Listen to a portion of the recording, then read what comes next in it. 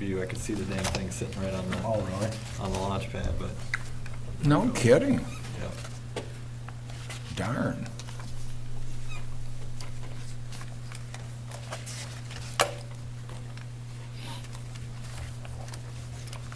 Everybody signs this, right? No, yeah, everybody does, but you're the first one. About 6 minutes. Yeah, Mike says- 6 Mike's o'clock. on the money. It is. About 6 minutes. We're on. It's 6 o'clock. All of our computers are off. Is it fast? Yeah. Like we're late? Yeah, we're not late. It's 6. I'd like to welcome everybody to our Monday, March 11th, 2024 Cascade City Council meeting. We'll have a call to order with the Pledge of Allegiance. I pledge allegiance to the flag of the United States of America and to the republic for which it stands, one nation, under God, indivisible, with liberty and justice for all. Roll call. Oliphant? Here. Roush? Hush? Here. Gale? Here, Delaney? Here. I need a motion to approve the agenda. I'll make a motion to approve the agenda. Motion by Gale, Second? second by Oliphant. All in favor? Aye. Aye. At this point, we'll have public comment. There's a limit of 3 minutes per person on agenda items and local government issues. Seeing none, we'll go to number 6, consent agenda. Minutes, City Council 2/26/24, March 11th, 2024, and February 2024 reports. Annual liquor license renewal for Cascade Columbus Club. Is there any questions on the consent agenda? If there's none, I need a motion. I'll make a motion to approve. Motion by Hush, I'll second it. second by Gale. All in favor? Aye. At this point, we'll open public hearing for a proposal to enter into a general obligation loan agreement. I need a motion to go out of regular session into public hearing. I'll make a motion to that effect. Motion by Oliphant, Second. second by Delaney. All in favor? Aye. Or we need a roll call on that. Please. Oliphant, Aye. Roush, Hush, Aye. Gale, Aye. Delaney. Aye. We are in public hearing.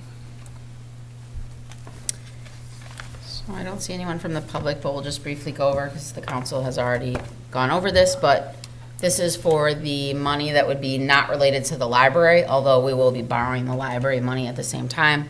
So the funds will be going towards our portion of Highway 136, and if we're refinancing the street sweeper.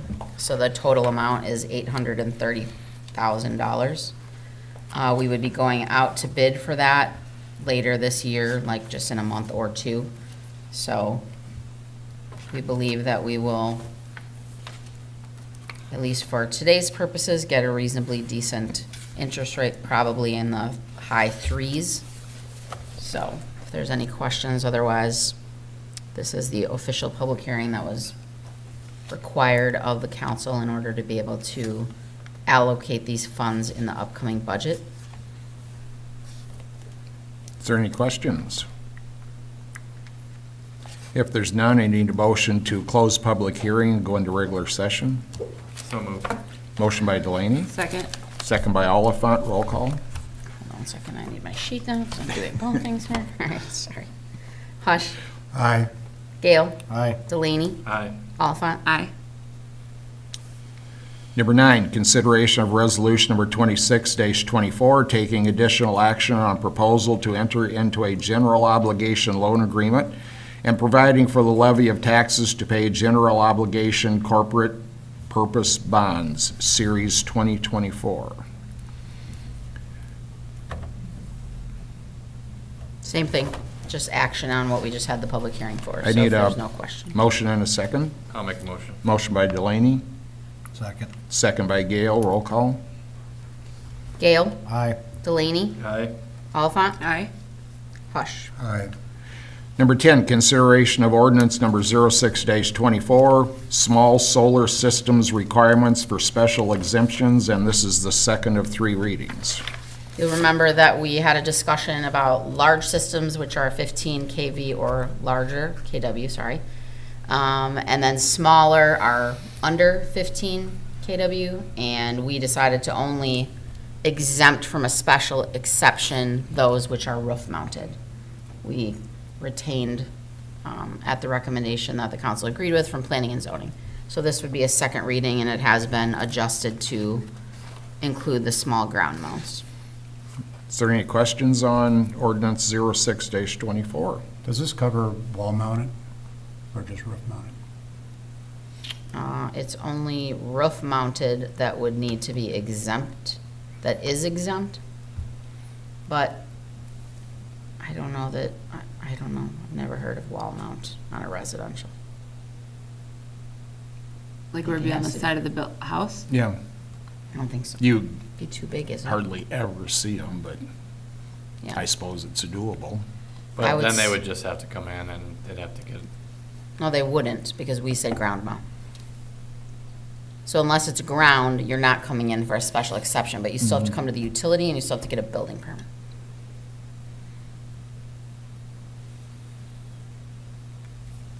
Because we're saying everybody before, in the current code, everybody has to come for one. right? So what's, we're taking out leaves, the only thing we're taking out is roof mounted. Right, so anything not roof mounted would have to come in. Well, we use the word ground mounted. I've never heard of a wall mount, but if you want, if you're saying that you want that to also be included, then you need to add that. I've never seen them. I've never heard of it. I mean, I just did a search. There's searches for residential ground. Ground, we still say you have to come in. Wholesale wall mounted solar panels, vertical wall mounted solar panels. Apparently they're a thing. So it's really all about, do you want the neighbors to get notified and have to come to a meeting? And they have to pay $200 then. I just didn't know how, whether that include those. I would say, the way we have it worded, they would not. Because what we leave in there is what you do have to come in for. So we say large, and then we say ground mounted. So if you want it to be both, then you'd need to say ground and wall and large.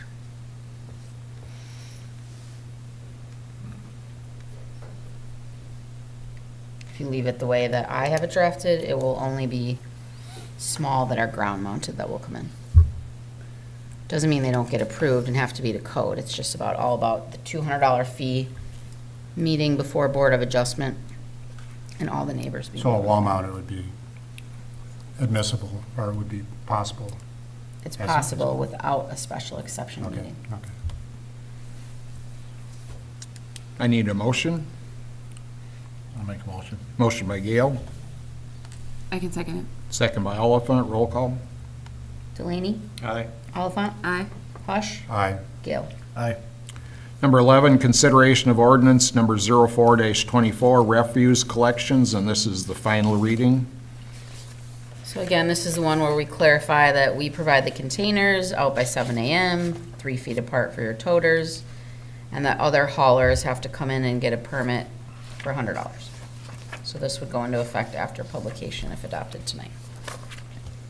The 3 feet apart, I mean, I don't know what most people observe, but they're hardly ever close to that, so it might be, We've tried to put some stuff, I know we did one post, like a picture showing how far apart. I highly doubt we'll recommend anyone get a citation, but at least if. no, it's- I'm just saying, but just for the, I mean, if perhaps something on the bottom of the municipal bill or something, you know, just a simple, I don't just even a know if there's reminder enough room. of sort. I know there's not much room there, but Yeah. it might be nice to. It just makes it a lot easier for the pickup people. Right, it didn't if used to they're be an not close issue. together. Right, it didn't used to be an issue because you didn't used to Yeah. have the arms. You used to have the employees have to scoop it and tip it to the front. Yep. So now that there's arms, they need to be able to grab them, It might be just nice to, try to remind. yeah, remind people of that. And if you remember, Republic did a mailer to every household last year, and that was also in that mailer, so we can see. Just curious, how effective is the once a month large pickup? Is that being used at all? No, Okay, no. I mean, once in a blue moon, someone calls. okay. I feel like people are just kind of used to, I don't know if you know what we're talking about, Chad, but when we redid the contract. So yeah, I feel like most people are just all about the spring and the fall, and obviously we get a lot of pickups there. But if someone calls and is like, oh, how can I get rid of it, then we certainly say, you can have Okay, your once a I just didn't month. know if it was being used at all. Okay. Yep, not very popular. Put outside. I need a motion. I'll make a motion. Motion by Delaney, Second. second by Gale, roll call. Oliphant, Aye. Hush, Aye. Gale, Aye. Delaney. Aye. Number 12, consideration of resolution number 24-24, approval of building lease for an EMS facility at 129 Fox Street Southeast. So as everybody knows, we had discussed this 2 weeks ago, and then we had said that we would do some due diligence on the existing building. We all met out there, Kim, Mike, myself, and then met with Joe and Peg. They said that they were certainly willing to look at some sort of expenses. When we then discussed who we might have come out there to look at it, we had two of our local contractors either come out and look at it or look at it on paper. And basically, there were two conclusions. One is you're still dealing with a very old building. We looked it up, and it's from 1952 is when the building was built.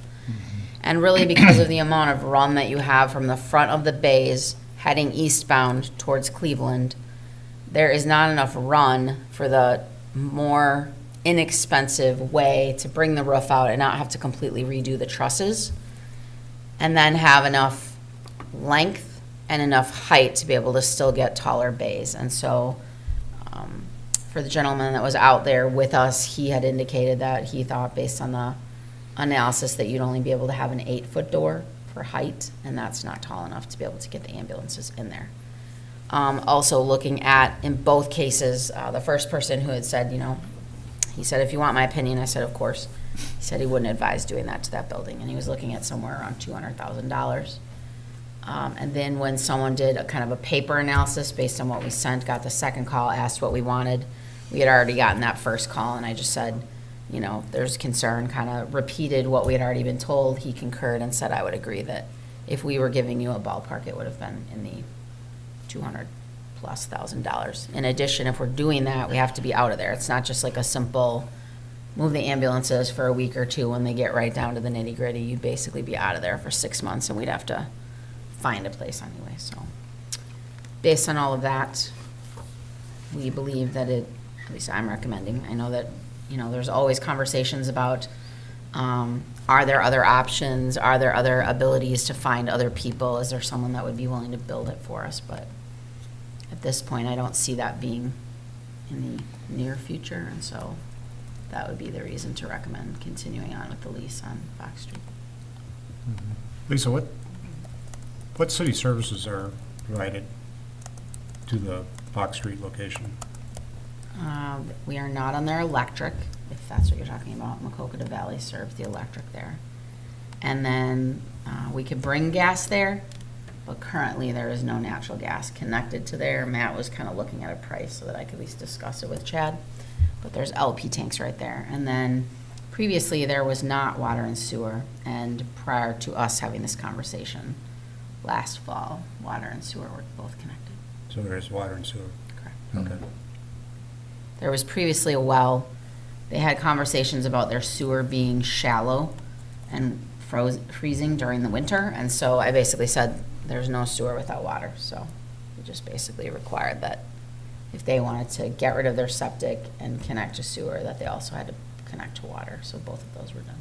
And that goes down to the east? Sewer goes behind it to the east. I believe water is out, I think, on Fox. Okay. He brought the water in Septic is from the definitely, east. Yeah. septic was definitely back that way. And there's like a weird, I think when Nixon came up and ends by Chad's main facility, there was a pipe, a main, because there's an easement there that was run to the east. So, Okay. I just want to make sure there wasn't a drainage field or something like that. Okay. no longer. There was that. Any other questions? What, this EMS is fine with, the group is fine with all the details? Kim can certainly speak if you want her to. I think everyone, like I said, feels like feels like you always kind of hope is there another idea or could we do something different, but not sure. From my takeaway from the EMS meeting is that they would prefer a brand-new building, obviously. Unfortunately, that's not doable in the probably next 5 years. So I think this is our best option right now. And I think that and correct me if I'm wrong, Kim, this is the best option, and I think you guys agreed with that. Majority. Yes, the majority. It agreed. gives you breathing room until a permanent facility could happen. Well, it sounds like the type of improvements that they're talking about is going to make a relatively good facility for the next 5 years. I completely agree with you, Bill, yes. It does sound like it's gonna be a really nice home for you guys for the next 5 years, and hopefully we can find some kind of funding to put up a brand-new building, but in the meantime, I think this is gonna be a much better situation than what you guys are currently in. Before we have any action here, I also, it was after packet time, but I was able to, from the contractor that Chad is going to use, remember we had talked about the 3 things. So there is a wall, for those of you remember that we talked about putting the wall in there that would make a little like storage room in the garage area. So that wall, and that's something that Chad wasn't willing to pay for as part of it. So if we wanted to have that, we would have to pay for it. And that's $3,600. So the wall itself is $1,600. Having locks on that room is $1,100. The door and the locks, excuse me. And then labor for a total of $3,600. And then if you remember, they also talked about the small, well, it's the largest of the offices that's immediately adjacent to the shed. And that they wanted to have where there's a window on the south little tiny wall there, that they wanted to create a door there to be able to go directly from that office into the bays. And so putting in that door and cutting that out is $1,750. So 36 plus $1,750. And then the last thing, which is the overhead door, and what we measured was only about a 9-foot door. And I know that we had discussion at the MS meeting that you thought that perhaps if it was only a 9-foot door, that it wasn't worth it, that you would be better to still just go through the main door and then pull it over. But if we were to put that door in, that's $13,100. So if we were to do all 3, it's the $18,450. But kind of based on what the EMTs had said and the width of that trailer, maybe the council wants to consider approving as a part of this lease, the 2 doors, or the wall and the door, the little door. What do you guys think? Or do you have Can I something? speak? So on the wall part, we decided, not to do that wall because on the original time we were up there to look at that building, we thought we'd put our that back little area Okay. with that wall provided to make that our supply room, but then after more looking at it, if we put the doorway in where the window is, then we can use that big office as our supply room, so we would not need to do the door, or excuse me, we would not need to do To do that. the wall, Door, which is the $1,700. $1,750. That's fantastic. It's good. So if you guys want to, I would suggest, if you think that's what you want to do, let's add that to this resolution, and then I'd be able to tell Chad so he can So let his moved. contractor know. All right, so we're approving the lease as is, plus the single door, Yep. right? Yep. I'll second that. Motion by Delaney, second Oliphant. Roll call. Hush, Aye. Gale, Aye. Delaney, Aye. Oliphant. Aye. Number 13, consideration of ordinance number 07-24, EMS fees, and this is the second and third readings. So we had talked about this to be able to implement those fees sooner, and so if the council still is going along with what you said 2 weeks ago, we would first need a motion to waive the 3 single readings at 3 different meetings and approve adopting it this evening. I need a motion. So moved. Motion by Delaney, Second. second by Gale. Roll call. And this- Delaney? And this, I'm sorry, Oh, this is on waiving it first. This is waiving, yes, not the actual Okay. ordinance. Delaney, Aye. Oliphant, Aye. Hush, Aye. Gale. Aye. And I need a motion on 07-24. So this will be increasing the fees. Yep. I'll make a motion to approve 07-24. Second? Motion by Hush, second by Oliphant. Roll call. Gale, Aye. Delaney, Aye. Oliphant, Aye. Hush. Aye. Number 14, consideration of resolution number 25-24 to appoint EMS co-directors Mike Donovan and Kim Lynch. So as the council knows, part of our conversation with our consultants was succession planning, and that Mike had indicated approximately in 1 year that he would be looking to retire from the director position. So through our conversations, both with the consultant, with our EMS committee members, Megan and Mike, and meeting with various people, I think the EMS committee is the one that's recommending the co-director idea. The consultant had recommended a paid position at 15 hours for the director, but based on the co-director status for what would be the next 12 and a half, or by the time we started, I guess we said April 1, full year, and that they would each then be paid at 10 hours, so that we would actually be budgeting higher than the recommended 15 hours at 20, so that they both have an opportunity to get the work done. And then a year from now, Mike would step down as director. We certainly talked to Mike about there's no reason if he still wants to be able to go on calls. Doesn't mean he has to leave the service altogether, but it would just be that he would be able to retire from the director position and can certainly choose that a year from now. And then at that time in a year, Kim would become our sole EMS director and Mike would retire from that position. And I believe the hourly amount was $25 an hour. Are there any questions? And we've had numerous conversations with Mike and Kim. They've both agreed to this proposal, and then the EMS committee met with all of the EMTs that were at their training meeting last week and announced it to them prior to it becoming public. And there was no objection. Any questions? If none, I need a motion on resolution number 25-24. I will happily make that motion. Motion by Oliphant, Second. second by Gale. Roll call. Oliphant. Aye. Hush. Aye. Gale. Aye. Delaney. Aye. Number 15, consideration of resolution number 27-24, hiring a seasonal maintenance worker and GIS locator. So we have a lot of stuff going on this summer, and I guess I'm not saying this should be a permanent thing, but I think kind of evaluating each summer as it comes. We obviously have attention that our crews will be paying on the highway project from a water and sewer perspective. I'll give an update on my report, but we have a significant amount of work to get that playground equipment installed up at the park. We also have, obviously, this spring, the pool, and a number of other projects. So I think that it would be beneficial for us to try and accomplish work. To look for a summer helper, they would have to be 18 years old.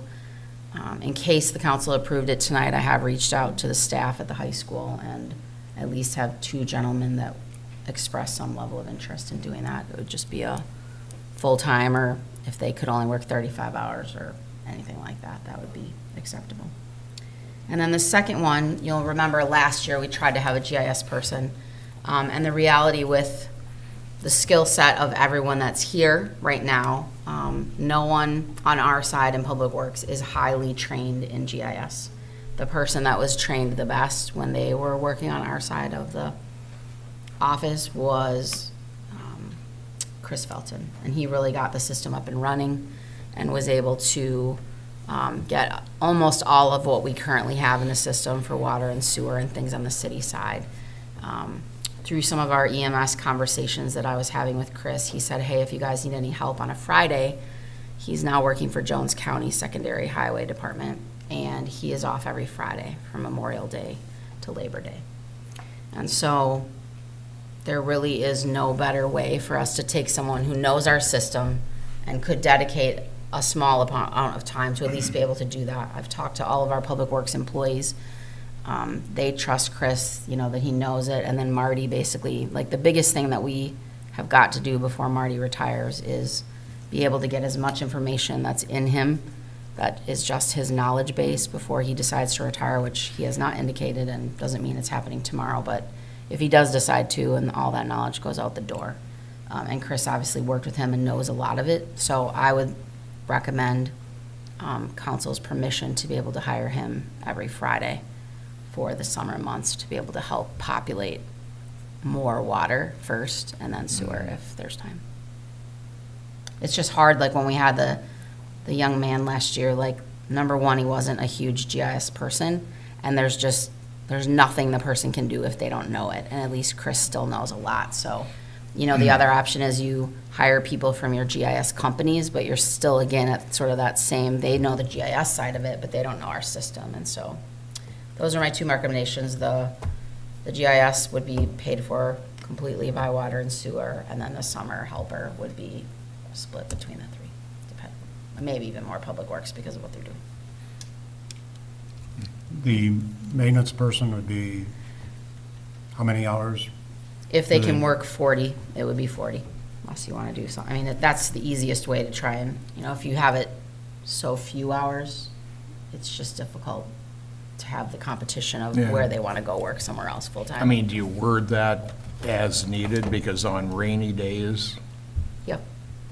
Or do we have to provide benefits then, though, at 40 hours? No. Okay, When it's seasonal and you don't intend to keep them, no. okay.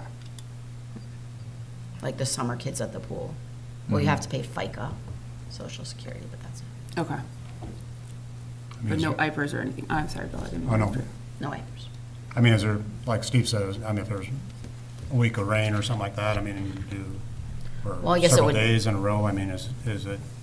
or- We're not going to just pay them to stand around, but that doesn't mean that there wouldn't be other Things to do. jobs for them to do. So it would depend, but we're not going to, if there is no work, we can certainly make that clear in the interview process, that if it's 5 days straight of rain and we've That caught is- up on all of our inside jobs, that As needed. you get the day off. So there'll be, I mean, I'm just curious, will they do, if the applicant or whoever is playing baseball or something like that, I mean, are they required to? I mean, if they're involved in sports or something, or they're. If they apply, again, during the interview, we'd have to say, all right, if you play baseball, how many Mm-hmm. hours are you going to be gone? And if it's 30 hours or 35 hours, I would think we'd, I mean, rather pick a we good have kid. flexibility built Yeah, in to yeah. not require 40 Yep. as well. Is Certainly. that correct? Yeah, we definitely have to be flexible with baseball and softball. yeah, we will be. Again, if you found someone that's not involved in any of that and you don't have to work around it, and they're equally qualified, then you'd certainly Mm-hmm. rather have that. There's no other concerns, into motion on resolution 27-24. I'll make a motion. Motion by Delaney, I'll second it. second by Gale. Roll call. Hush, Aye. Gail, Aye. Delaney, Aye. Alpha. Aye.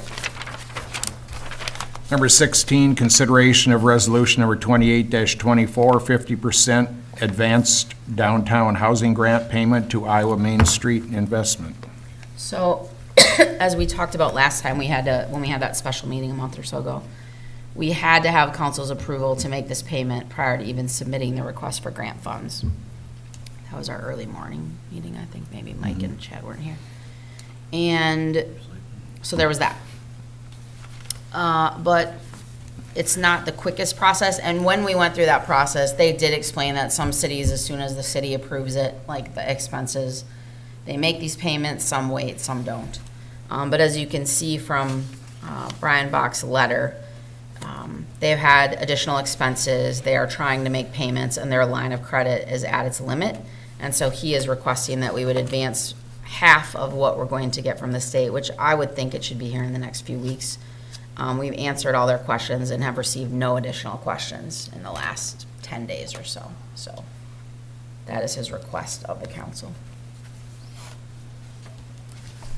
There's no other questions. I need a motion on resolution number 28-24. I'll make a motion. Motion by Oliphant, Second. second by Hush. Roll call.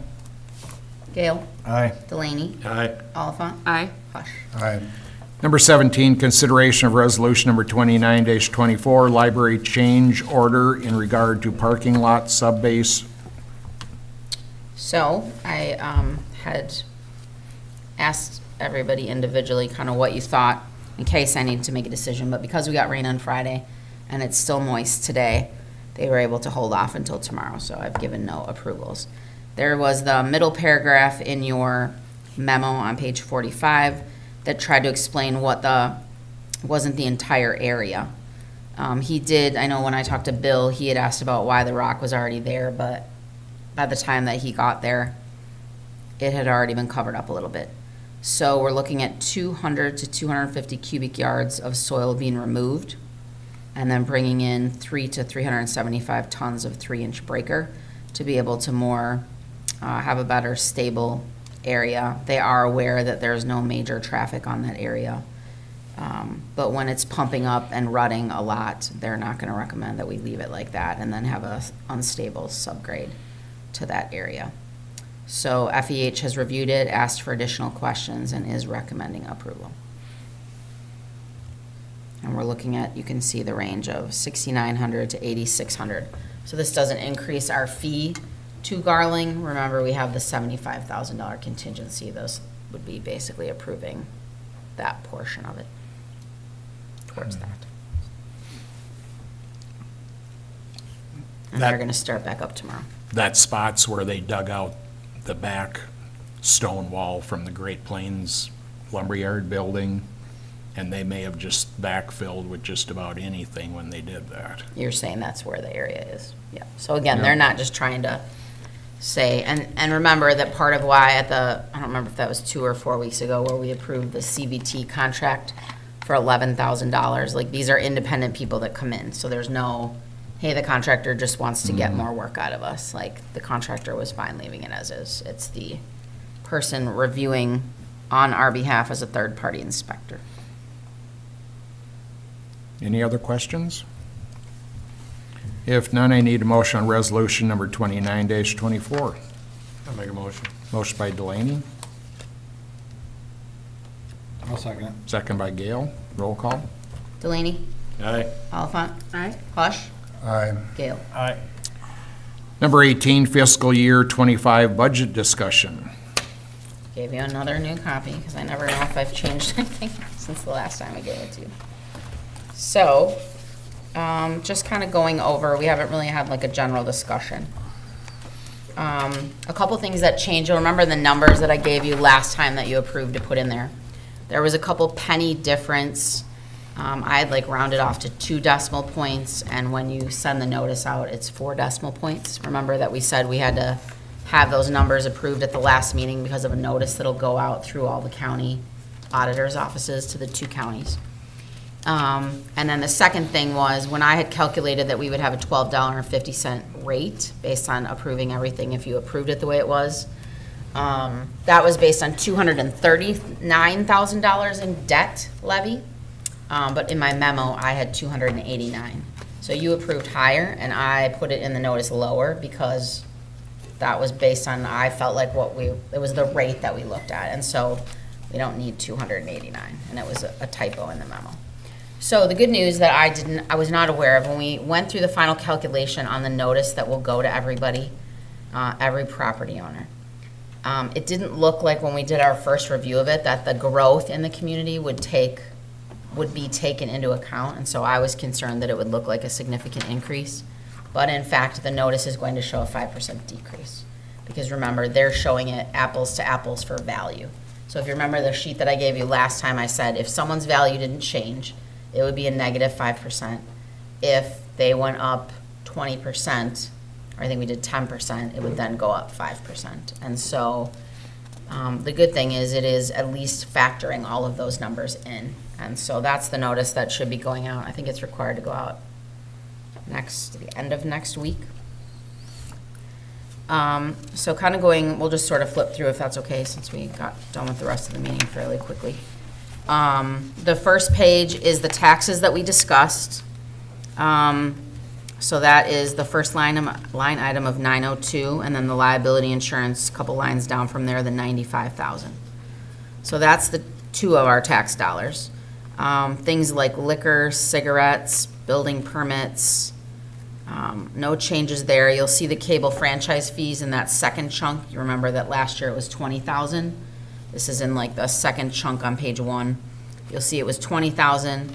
We only got 7,500 because again, the cable franchise fee discontinued in the middle of the year. And then we have 0 there. So that's gone. A big lifesaver based on interest rates. That first line item in the third chunk is we are receiving significant income from interest at 5.6% on our investments. And so you can see, it used to be 11,000 and now we're getting towards close to $80,000 and we have that there. So that's another big savior for this budget. No other changes. We have ambulance meeting revenue when AA used to be paying. You'll see that 0. Otherwise, we don't have any rent or lease money coming in. The second chunk, the $700,000 state grant in the next chunk, that's the 700 that was last year. That would be 600 for downtown housing, and then the $100,000 for Rob Napper's Catalyst grant. So that's why that goes down to 0, because there's no grants planned for that type of project. These other items are fairly small. So the Tier 1 business replacement, that's the second to last in that fourth chunk there. You'll see going across, it's 43,000, and we didn't budget for that last year, although we will be putting money in there when we get it. But you remember when we had those rollback changes that were made at the end of the fiscal, like when we were just working on the budget, and they said like, hey, we're gonna make these changes, and we're gonna roll back the value of business taxes. Remember, we talked about like the first 150,000, and that the state would be giving us that. So that's that $43,000 there. That's what that is. And actually, we did budget for it, but we didn't budget for it exactly properly. So it's in the next line item under the commercial industrial. That was an old revenue amount mixed with this new revenue amount. So now we have it split there. The next chunk, the township contributions there in that next chunk, the 24 and 25,000. That's our ambulance money that we get from the townships, where we charge them based on their assessed value. You can see under ambulance service, do you want one of these, Kim? I do have an extra copy. So the contributions, yep, are that. Then the ambulance service fees, I did increase to 120. You can see that even last year, prior to the last time that we raised them, even before that, we had $100,000. So we should well be on target to get 120, but we'll keep it lower.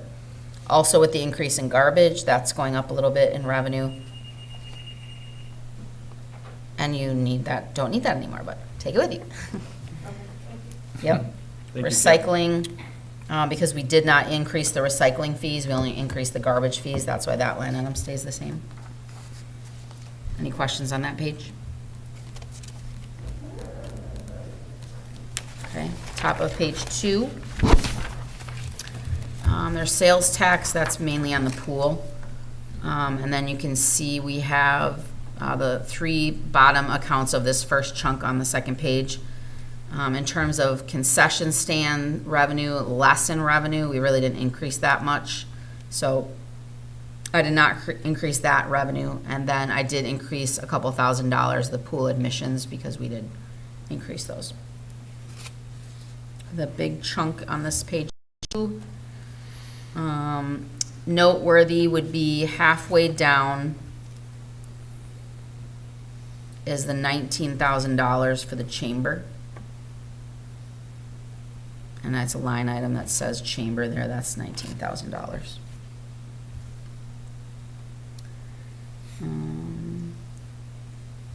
Other than that, everything else is pretty consistent.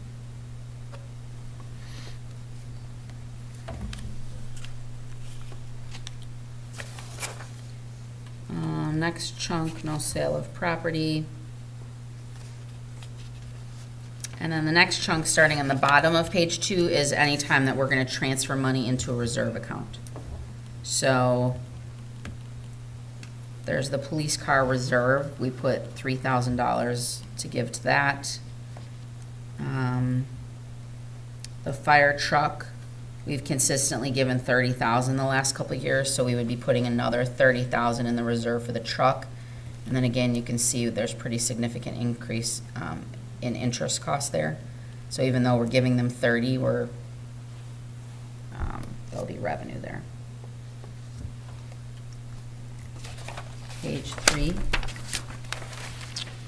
Fire equipment, we've been giving $10,000. There's another $10,000 there under fire equipment. So these are all on the transfer in lines. So that means that the general fund will give money to those accounts. Public Works truck, There's 5,000 there. Partial self-funding is how we pay for some of the cost of health insurance. That's 20,000.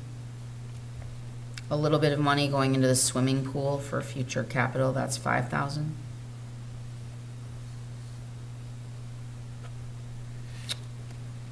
Street equipment is 40,000.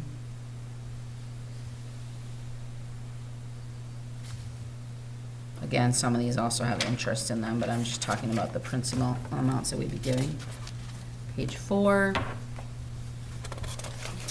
Again, a little bit of interest, and then the last item that I did not put in here, at least for this time, was putting additional funding in for the ambulance, since we have other expenses for this year for their move and additional costs that we're not normally budgeted for. So for that year, and they've been getting a pretty good hunk of interest as well. So for at least this proposal, no additional funds in the ambulance for a new ambulance fund.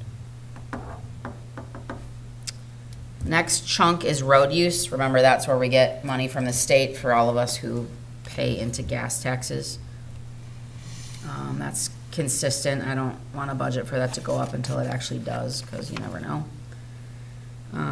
Then you'll see again the property taxes that are under employee benefits. So the 224,000 comes from two numbers. On what you approved last time, it would have been the FICA and IPERS number, and then other employee benefits, which is like work comp, health insurance, things like that that we can levy. So that goes there. Local option sales tax is our sales tax revenue that we get. That's 400. We budgeted 425 last year, but I'm not convinced we're going to reach that number, so I put it back down to 400. And then we have TIF at the bottom. That's what we certified previously for TIF projects.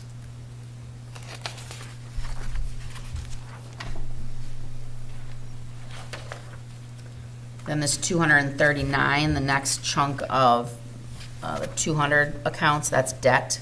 That's the number that I told you last time in the memo. It had 289. We only need 239 to get to that $12.50 rate, so that's what we put in there. Again, there's some of that business and commercial and tier 1 replacement tax associated with the debt levy, so we get a little bit of money there. And this will be based on the 239,000 is there's a 2017 bond for the streets. That's like, you know, money that we took out back in 2017. It's also for the street sweeper, excuse me. It's for, it will be for the SIPCO loan that we took out for the library. It will be for the county loan that we take out for the library. And then it will be enough, almost enough money for the way that we're going to structure the debt when we come to you to recommend it is to only pay in this first year, because remember, the library and the highway can be used for TIF money or use TIF money towards those debt payments. But because we didn't have the debt back in November when we certified TIF, so the suggestion of our financial advisors was to do our loans this year so that we're basically paying interest only in this upcoming fiscal year, so that we're not trying to come up with a pot of money and then have to pay as much back. So I think the way it is right now, we'll have about $40,000 coming out of sales tax that we can repay with TIF, but the rest of it will be paid for by this debt levy. So that's why it's not a lot bigger, but it still would cover most of those payments for the library and the highway. Any questions on that page? Page 6. Skip that first big chunk, nothing much in there. Now we're getting into water and sewer. So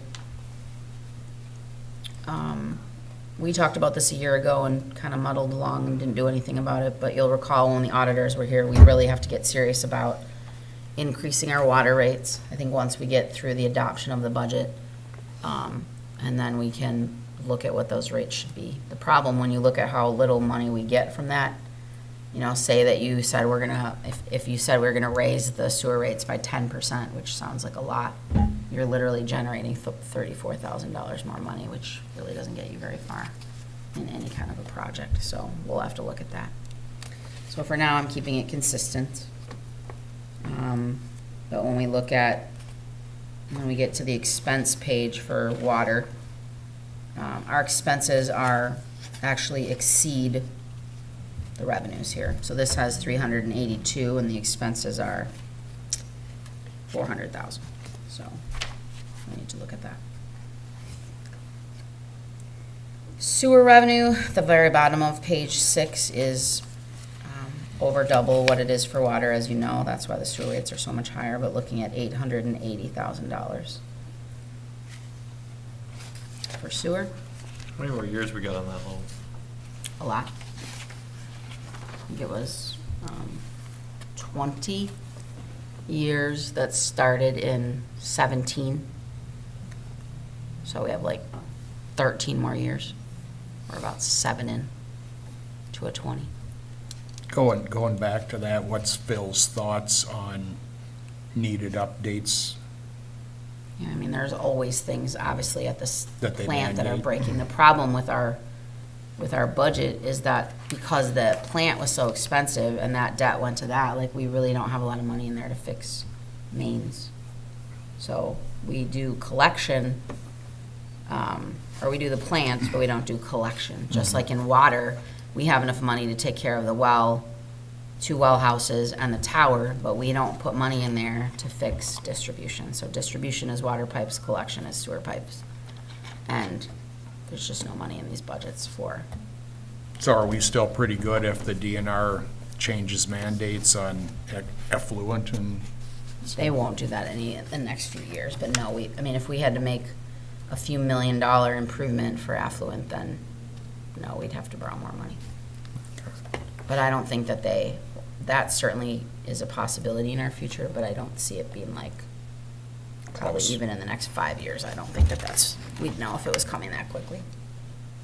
Is the sewer, is that a positive, I mean, income versus expenses? It's pretty break even.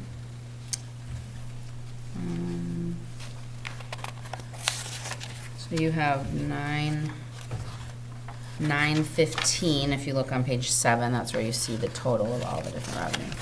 So you have 915. And then you have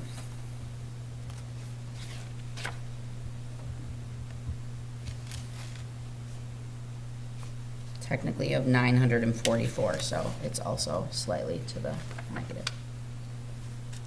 And again, when you take that, you have a $510,000 debt payment. So just like over half of the money is just for debt. And so as things go up on the expense side for everything else, like our debt is set, but anything that you do for, fuel or repairs or training, chemical prices have all gone up significantly. We're starting to see pumps and things like that fail just from, I mean, can we, both in water and sewer, sure would be nice to be able to peg that on an annual increase. yeah, we talked about when we do that. Basically, Bill's saying like, we may have to increase something at a chunk more on the water side than anything, but then you could have an ordinance that just creates a regular escalator where we're not even talking about it, but you say every year on July 1, this is the new rates. And from 2017 to 2025, we're looking at 8 years. We I haven't know gone- back in 2017, it was a real punishment for people to all of a sudden, Right. a lot of them double. And water hasn't gone up since 15, so you're literally looking at 9 years. So if you took inflation, just use 3%, and some years were higher. It's a lot that we haven't really kept up. So to Bill's point. 3% is being very, very generous. Exactly. But you take that, that's 27%. But I mean, if it was the case where it went up on some level, like 3% a year, at least you'd be. That's much more manageable. Right. you know, Then a for huge everybody. Much less Rather notice. than one Instead of chunk. these long do-nothings. Yeah, And then, Trying to catch up.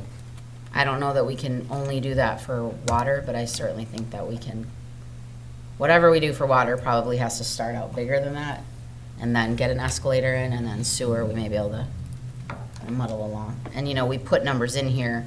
Obviously, sewer is a little bit different because you have to budget enough for repairs, but if they don't come, then you end up with some surplus. Any other revenue questions? Otherwise, that's the last of the revenue. We'll go under expenses. Fred's already gone over police, so Bert came for fire, and Mike was at ambulance, so we can skip down to page 9. Just one page of expenses. So the middle of page 9 is Public Works.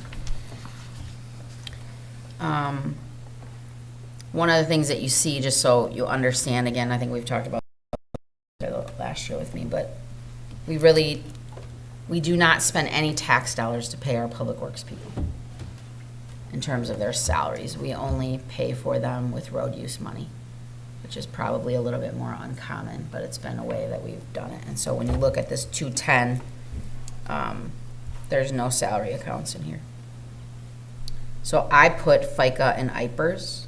You can see those first 2 line items where they were always zeros before. So what I did was, when we have the ability to tax for that, we can't tax for salaries, but we can tax for benefits.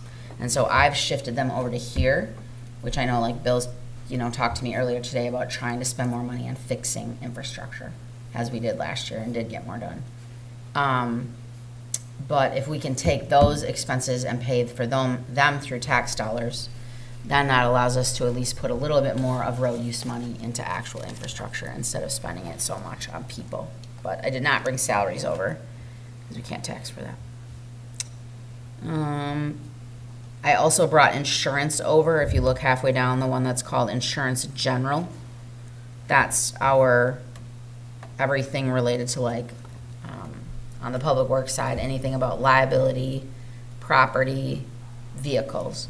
So I brought that over, again, because we can levy for that under that liability line item, and then be able to spend a little bit more of that on infrastructure improvements. So that would be the difference there. You'll remember last year we increased the amount that we were gonna spend in the street improvements account, and then we significantly increased the stormwater repairs. So I've kept those 2 high. And then that yellow cell there is kind of our, like, have to decide before we get to the end of this process. I'm not saying that all of it should stay there, but that's sort of a number that's in the budget that we, can do whatever we're gonna do with it. Whether a chunk of it is infrastructure,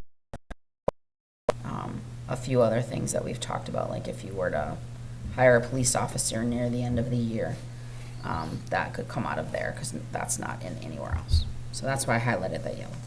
Any questions on that? Next is recycling and garbage. That's basically just where we pay that bill. Again, I had to go up because of the increased fees that we're paying to Republic.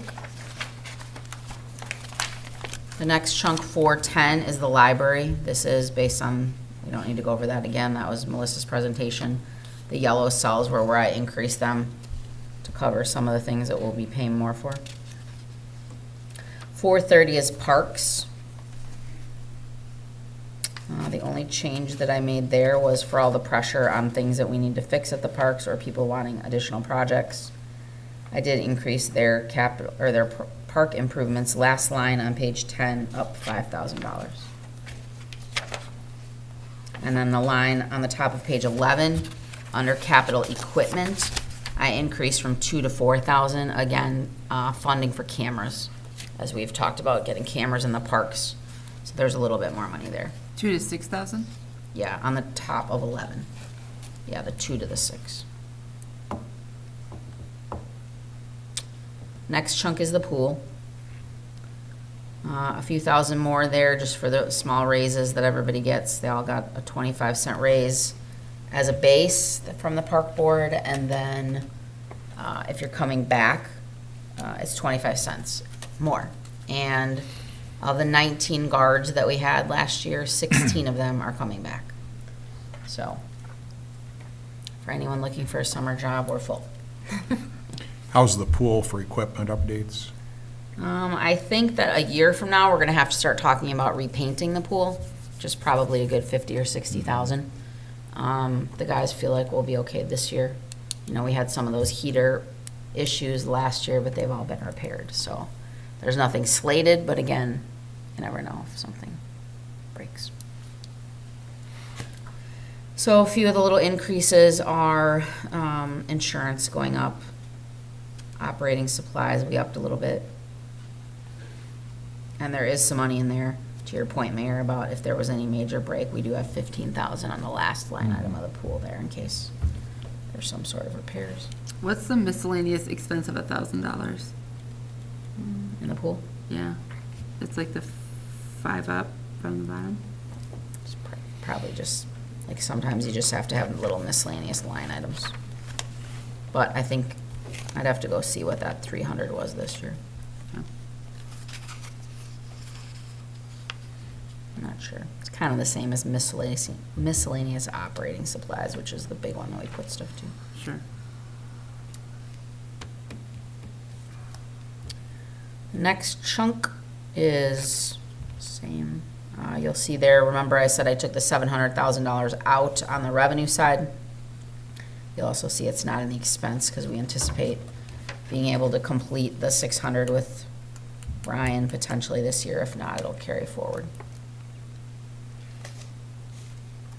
The mayor is not getting a raise. It's fine.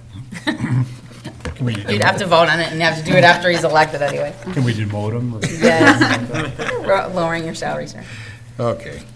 And the council wages, again, if there is ever consideration to increase those, the practice has to be that you would increase the wages and then you have to wait till you're elected the next time to go. Because you can't. Have fun you with that, can't Chad. You can't get raised your You own. can't raise your while own you've pay. been in office, so you would say, like, if you raised them in the next. So Chad will never get them if we would up. I'm a one-year wonder then. Yep. One and done. So anyway, no changes there. 620 is City Hall under clerk and treasurer, like Kathy, myself, and Sean is actually in there as well. Versus the next chunk, 650, is more building stuff. So you'll see our wages in there. The reason that it went up significantly, obviously, is a good chunk of Sean, well, all of Sean is in there because remember, we show revenue coming from the chamber, not, like, you know, they're not paying him. So there's that in there. And then we also had to budget for the amount that we're getting from TIF and then have to show it as a revenue from TIF, remember? 15% of Kathy and I, so that's in there to show it the most proper way. Otherwise, I don't think. The first couple accounts on 12, again, relate to putting Sean in there. Group insurance up because of a third person being on health insurance. Otherwise, What percent has health insurance gone up? so I think we only got a 3%, so we renew on January 1. So when we're budgeting, because that's, like, it would be ideal that we could get that on our fiscal year, so that it was the same. But basically, we have to, like, know what we're budgeting for the first 6 months, because the renewal is January 1 to December 31. So then when we start July 1 fiscal year, so I have in there 3%, which is the actual for the first 6 months, and then I do 10% for the second 6 months. And then if it comes in less, like we budgeted 10% for this year, then obviously those should all be under, because they only went up 3. But 3 is pretty unusual. Under elections, the middle of page 12, you'll see 0 expense there. Under elections, because every other year we have no expenses when there's no local elections, so that's why there's 0. Legal expense, 15,000. Ask a few more questions for safety first, probably than people did in the past. Then the next chunk, 650, is City Hall. So there, we haven't really had as many repairs, but again, if something goes, like, so we have $20,000 in there for that. The insurance, general, I increased a little bit. Donations to local agencies, I decreased because we won't be giving the chamber their $8,000. I also kept everybody else's the same. So the only group that came in and asked for more money was the Lions Club, and they wanted $6,000 more. I kept in there $9,000. They asked for 15. I know that like Hometown Days, they basically just say like, we have $9,000 to spend, like, give us fireworks that amount to that. And they, you know, like, we're paying for the entire bill. And so, to me, I think Lions has, my opinion, knowing how much we need to get done, if Lions can be creative in looking at other sources of revenue versus the city paying for the entire thing. Because when we gave them the 9,000, that covered absolutely every expense that they had. So anything that they raised was money in their pocket. So I kept that the same, but the reason it went down is the chamber. Everything else is pretty consistent. Same thing, capital improvements, although we haven't spent anything in that 20,000, my intent would be when Mike gets us numbers for cameras here, those would come out of there. 651, the next chunk, you'll see zeros. That's all the cable or cable access channel, so obviously no longer. Right after cable franchise, you'll see the $110,000 transfers out. So remember when we went through like squad car, fire truck, fire equipment, street, all those add up to the 110. So that's the expense side of all those chunks getting revenue.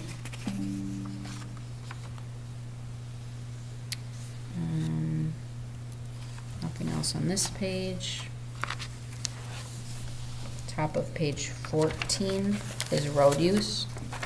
So there's 3 chunks to road use. There's the actual people and fixing stuff. The middle chunk is street lights that we pay the electric bill for. And then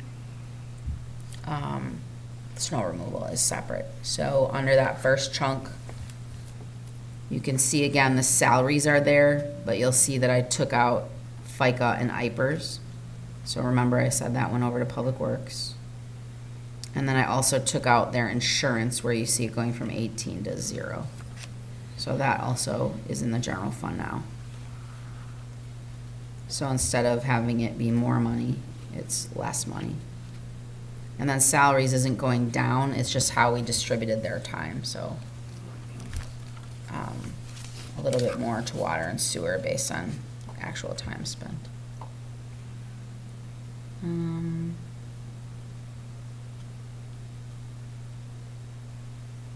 Otherwise, pretty consistent with everything last year. So on top of the money that we talked about in the general fund for like things, and again, it's just using your road and use money. So there's a street maintenance account and street supplies that has 50,000 in it as well. So that's another source of where we spend money. It's a little bit just whatever it is. It's not a perfect science.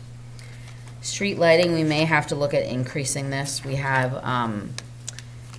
as we all know about the street light that wasn't. So we have to replace those 2 on the bridge. And then we also have, they do a fifth of the city's streetlights get inspected.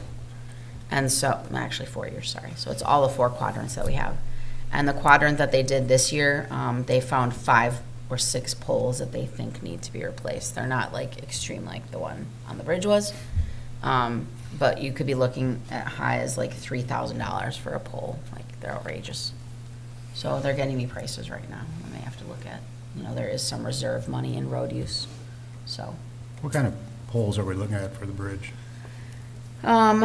So we talk about direct bore. We have found are cheaper than having the actual concrete bases. So they're direct bored. So, the ones that we're looking at, there's one, I believe, right here on Second. That's the new kind. We also put them down at the city park. So they're Cobras, like the ones that we're talking about needing to be replaced. They're not like the fancy Acorn ones that are downtown. So they're a Cobra. I believe they're black, and they are direct bore because of them being cheaper. There's also one in front of Carl Kelchin's house, if you go past his house. We just needed to replace one. So you're on each saying they're side. like a tall, high, Cobra, yeah. Which is mainly what we have in the subdivision, all residential areas. Not the antique. They I call mean, them could the acorn antique rings. look, I mean, would that be less expensive? They're worse. We had someone hit one and it was a $6,000 bill to the insurance company. They're worse. So the taller, It's not about taller, it's about the decorative. Like the acorn lights right down here that are decorative, they just call them the acorn style. Those are $6,000 to $7,000. And the other lights will be less than that. The Cobras, they're just less fancy. so They'll by all direct be bore, you're saying LED. they'll be land-based, is that what you're? Yeah, rather they're than on the directly bridge? bored into the ground, there's none of that. Okay. You know, if you see the base where it's like a concrete circle, it gets Okay. bolted into that. It gets bored right into the ground. So we'll have to look at that. Snow, kind of a crapshoot. Only because, you know, we charge their time when they're plowing, and so you could have a great year and a not great year. I haven't updated these numbers into January, and these were as of the end of December, and our big snow was in January, so that's why, from this year at least, there's not a lot in there yet. This is also under snow where we would pay for things like our salt. We just got our last big delivery. I think that was on the bill list tonight, actually.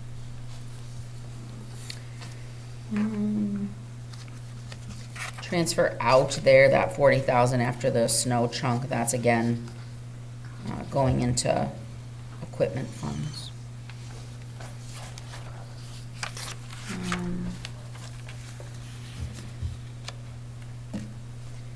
The employee benefits, that 187 is based on bringing in tax revenue and then giving it out to the general fund. So it's called the employee benefits total. So that's that. Local option sales tax, the 203,550, that's a transfer out of local option sales tax. And when you did the referendum for the pool, we used sales tax money to pay for pool debt. So that's the main chunk of that going out. And then the rest of it will be for that little bit of debt money that we need.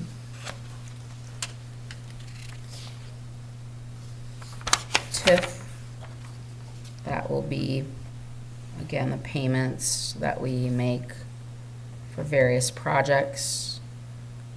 And then the money that will be coming back to the city for wages, and those all add up there, so.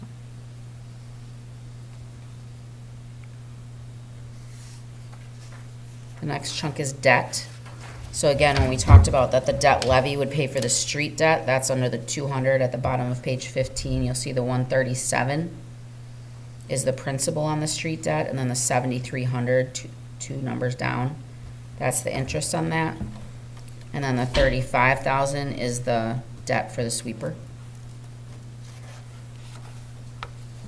And if you go to page 16, there's interest on the sweeper payment. So we had talked about a number of 40,000. So that's the 35 plus the 4 there. Then again, the pool debt is this 163, and that again comes from sales tax. So those are right now our debt payments. We'll have to get the numbers in here. Once I get better numbers for the new debt that we'll be taking out, those will get added in there as well. The other numbers that I don't have in here yet, when you get to 323 fund, which is 2/3 of the way down in 16, I'm working with everybody on how we'll be paying the highway, but those will go into the 323 account numbers, where there's 225,000 this year. We have to add those cells.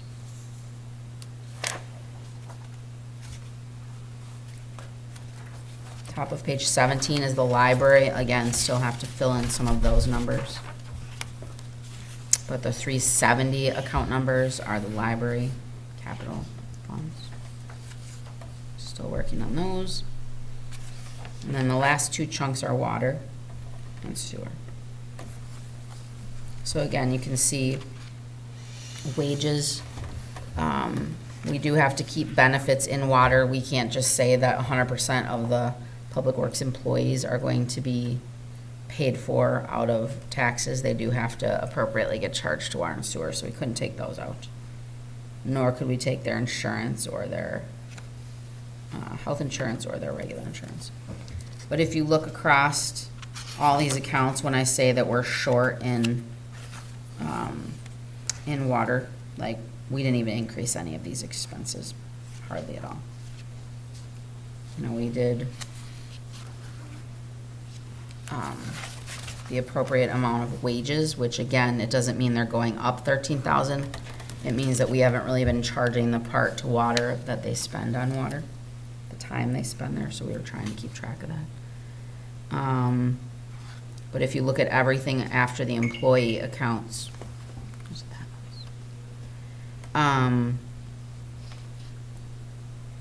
You know, I gave them another 1,000. Seriously, I have no idea what's beeping. That is not my phone. Does this thing beep, Mike? Security alert. Send a text message. Not right now, but you can look at it later. It's like, that's not my phone. So otherwise, just a slight increase for insurance. And everything else, again, like there just is no money in here for fixing anything, except for things that we have to at the well. Page 18, again, is sewer.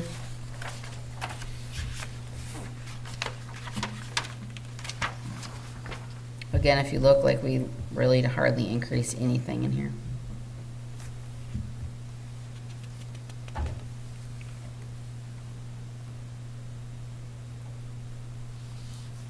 So if you again look at the 944 that we spend, 434 of it is in the operating side, and then you have a $510,000 debt payment.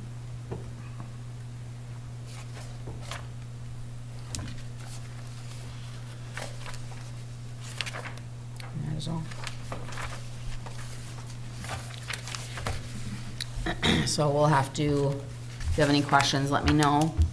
Otherwise, I'll keep working on the library, highway numbers for the debt. And then we'll kind of let you figure out, like Mike hopefully can get me camera numbers before we're adopting this. So we have the next meeting, what'd you say? I should have that soon. Okay. So we have the second meeting in March that we don't really need to do anything for. Then April 8th is when we have our public hearing for the property tax portion of it. And then the April 22nd meeting, when we adopt the budget, will also be the public hearing that night. So obviously, we've already set the tax part of it, so everything needs to be decided. We really have 6 more weeks, but we'll know more for a few more things. Any other questions? Pretty good. Thanks. All right, that's all I got for that. Reports, Fred? I really don't have anything unless the board has something. Library furniture? Yes, that's what we're working on. So we had our first meeting with FEH about, nothing about actual costs yet, but we just kind of went through and talked about what type of seating we would have in different sections. So they showed us like different examples of things. You know, there's like one little table for the little guys in there. There's sort of like little ottoman stool things in there for them. In the adult section, there would be kind of comfy seating around the fireplace, some low tables, some, Lazy boys? yes, recliners, ottomans. That's where I said I'm going to take my office by the fireplace. So different things like that we looked at, kind of what'll go. Easily foldable tables, like the kind that we have here, that are so hard for like somebody to like easily fold up and carry away. These are the kind that These like are heavy. snap. Yes, they're terrible. The kind that like snap up, like a lunch table. You know how like the table goes like this, and then you can just wheel it into the closet. So things like that, knowing that the general public can potentially be the ones that are hauling tables in and out with the rentals. We didn't want these like terribly difficult tables to use. We kind of picked these type of chairs. They can also stack, but they don't have like the stabbing legs. They call these sleds, I guess. They slide better on carpet. Right, although it won't be carpet in there, but, so we went through that kind of stuff. Then we have the 2 little like study rooms and the conference rooms. Those would be more like perma tables, things like that. Try to look at like seating by the windows, which would be obviously places that people would pick to kind of comfy read. Maybe somewhere they have like the tablet armrest that flips up so that if you're actually doing work on a laptop, that you can put that in there. So we just went over those things, and then we'll be meeting again soon to kind of have a conversation about styles, more like companies. They said that it might be better for us to pick like a company that we deal with, kind of bid that part of it out, and then actually deal with one person, not just saying like, do you want to sell us this versus that versus this? Deal with one company once we get there, so that's all. Does that include all the book shelving and? Okay. So we talked, What do we have budgets, 90-some thousand? no, I feel like it's like 190, Oh. definitely more than 90. I can look, but it's quite a bit. But yeah, the shelving is in there, so we have like, I think they're like 4 feet tall in the little kids section and 6 feet tall in the adult section. And then you can have like ends on them, and they move so that you can move them around, get them out of the way for things if you had like an event. So, So is that budget number, is that seem reasonable? we hope so. Early? We hope so. You know how that went. We're not talking numbers yet. We just were kind of discussing low versus tall versus this versus that, and then they'll start talking to us about actual styles that go with actual dollars. But they know that that's the goal. Any other library furniture questions? I think that's it. All right, I'll do my report now. So the dog park, we received an Iowa One call for them to locate, which is good for 3 weeks. And so we are hopeful that the fence will be installed here this month, based on when they called it in. I think they had till like the late 20s of March that the Iowa One call was good. I emailed them today and just said I want to confirm that before you're coming, like I'll have a day's notice so we can get out there with them. And then, as you know, our Eagle Scout was here, and we signed his paperwork, and that's in the process of getting approved. So hopefully some of that will also be able to get done. I saw them out there measuring. Yeah, me Yes. too. Yes. And then the guys, our employees had gone to their water training meeting. So they were discussing, like, we're not really thinking it's best to get an expensive water fountain out there. But we were gonna get like a spigot that would come out there so that, and have some sort of something on the bottom that people could like bring their own little portable dog bowl, but at least there'd be a water source there. And then you have to get the appropriate equipment so that people can't backflow into the system and get. Check with Phil too on the setback from First Avenue on the fence. Yeah, we've already discussed For it. the drifting. Yep. It'll be set back pretty far. Good. So we have the dog park. Human park. Human Park. I think that we have to have a conversation to actually name that park. That we can do soon, but between the park board and the council, I think we need to pick an official name. Is it gonna be named something, or is it gonna be Oak Hill Park, or whatever? But we probably need to have an official, what we call it. So for now, we'll call it the Human Park. So, as everybody knows, we had the fundraising, we ordered the playground equipment, and it is at the warehouse. It is not an easy project to install, so we started talking about it, and part of why that's a park and not additional residential lots is the amount of rock that's in that playground area and really the whole park. We kind of thought that it was more up on the berm area to the south end of that park, but it's actually where the playground is. So we were able to talk to Mike Beck, and he kindly took his equipment out there and like leveled some of it off and brought in dirt, so that basically there's like, most of the posts only have to be about 2 to 2.5 feet deep. The other thing that's happening is next week, Monday, Jake Deaver is coming and doing a GIS locate on 65 posts. If you can imagine how precise it has to be to start with your, like, say you pick a 4-post, the first part of the landing, and then every single spot where there has to be another post to connect everything is a very exact science, and then you have to concrete them in. So for our guys to try and measure all of that out, it was not worth it. So they will be coming Monday with their surveyors. We have the plans, and then you'll literally, like, say this is ground zero. Put in the first thing of 4, and then, so you'll see 65 posts out there probably next week, Monday. Again, part of why I didn't want to have Greg like out mowing all summer, because that's really all he does. Like, this is a major undertaking that I've said, like, we can't spend 3 months doing it, but they need a little bit of time, so. So at least the ground is set. We're not having to worry as much now, like with Mike bringing in that dirt, about dealing with rock. Because again, like you can, you know, dig holes down there, but for some of them that are so close together, if you're just like breaking up rock and then trying to pour little pieces of concrete in there to hold them, it's not gonna be fun, so.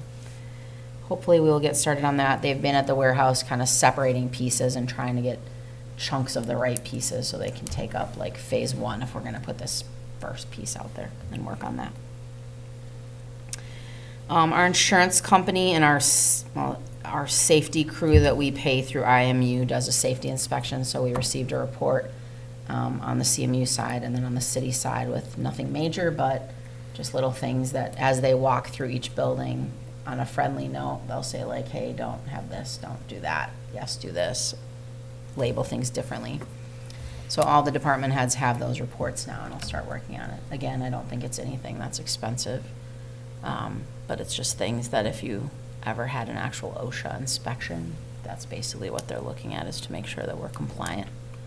So there was a little bit of stuff at the shop, at the sewer plant, a few things here, fire department, stuff like that.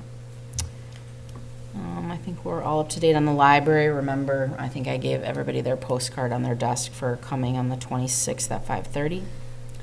Highway 136, Midwest Concrete is still not giving us any kind of a start date. It sounds like they did receive a couple other bids that they want to start first, so we are definitely not going to be at the beginning of the construction season. So we're just kind of waiting. In the way that we bid it out, the only thing that we have is a substantial completion date of November 1. And we think it's probably only a 5-month project, so it's certainly possible that they don't start right away in the spring. Pool hiring, we, as I said earlier, we crossed the deadline for when people had to apply. We have, last year I think we had 19 guards and 11 concession stand kids. And we've exceeded both of those numbers, so we'll be plenty staffed at the pool. The street sweeper, the old one, is up for sale on Big Iron through Russ Radloff. It is on their site right now, in case you wanted to buy it. And the bids are due March 27th, so we'll see what that yields for us. Is there much interest in the bidding I feel process? like, well, I had to create this login to be able to see it, and then I don't think I have finished that. But I don't think anybody looks at that stuff until right before the date.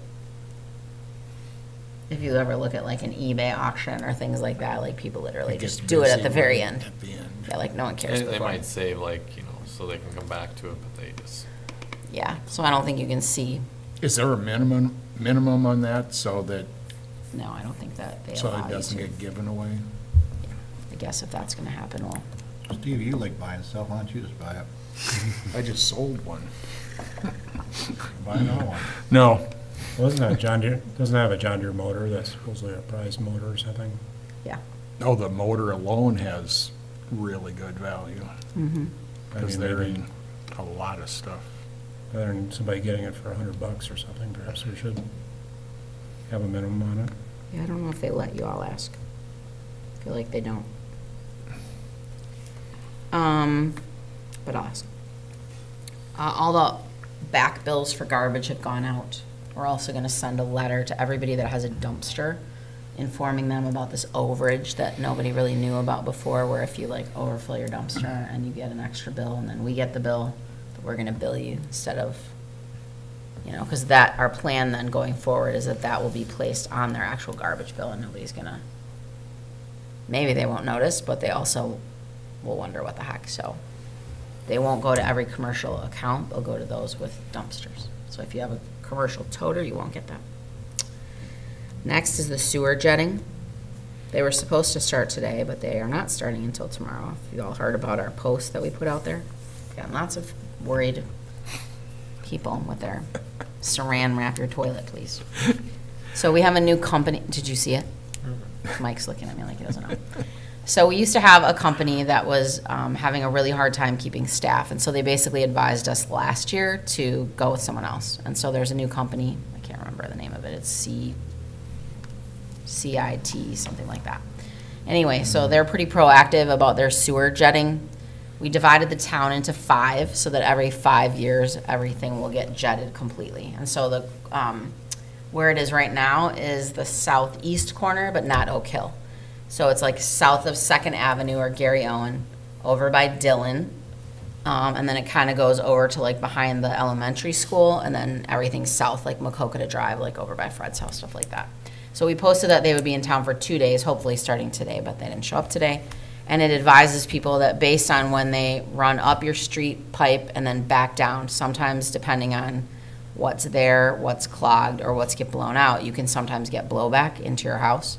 So it advises people to place like a tarp or some sort of a mat over your floor drain and then put something heavy on it to at least, like the water might still come up a little bit, but it doesn't blow out. And then it says like, cover your toilets. So we've had a few frantic calls from people, and it's highly unlikely that anything will happen, but they're pretty proactive about letting people know. And so, It'll blow the water up out of the trap. yeah, and it's mainly clean water. Yep. Like, you know, like your toilet obviously still has pretty clean water, but it can be a little traumatizing, especially if you were home at that time. So they are starting tomorrow. It's hopefully a 2-day process unless they run into extra stuff in any pipe where they have to go back down a third. But anyway, so it didn't start today, but we'll post that tomorrow that they'll still be doing it Wednesday. And then also, last thing I guess is we're working with the county on paperwork for that loan that they approved for us, and then we'll be bringing that to the council as well. I think that's all. Thank you. Just on the vacant building thing, is that Yep, in the those are. works, or where are we at? So I'm gonna send those letters out this week yet. The reason that we didn't was a lot of the stuff was like vegetation and things like that, and it just didn't make sense. We also tweaked some of it, so been going back and forth with the attorneys to make sure that it's all right. And then I wanted to relook at things because when they originally, like I said, when it was originally sent to us, it was like, there's vegetation in your yard. Well, that didn't really make sense anymore, so I had to go back and forth. So there are 4 of them, I think, that will go out this week, yeah. If there's nothing else, public comment, we have a limit of 3 minutes per person, only items on this agenda. Seeing none. If there's no other items for the betterment of the community, I need a motion to adjourn. I'll make a motion. Motion by Oliphant, Second. second by Hush, all in favor? Aye. Aye.